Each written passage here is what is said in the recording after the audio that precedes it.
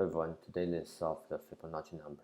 So for the Fibonacci number, 0 we should return 0 and 1 is 1, and the rest is the previous two preceding number, the sum of the previous two preceding numbers. So let's jump in the code. In this tutorial, I will teach you how to solve this iteratively and also use memorization to reduce time complexity.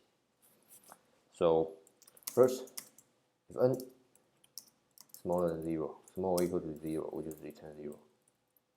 And if n is equal to 1, just return 1. Okay. And memorization, slice of int n plus 1. And first, 0 equal to 0, 1 equal to 1. And let's start from 2. I small equal to n. And here's the formula, right? For the n, it's the sum of the previous two preceding numbers. Minus 1 plus d minus 2. And return dn. Okay, that's it.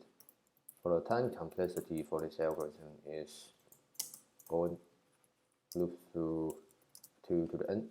And space complexity is on. We use extra space to memorize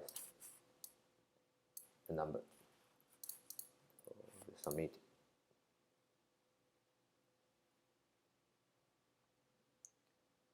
Okay, yeah, that's it. And you were able to find other solutions from my GitHub repo. Okay, thank you.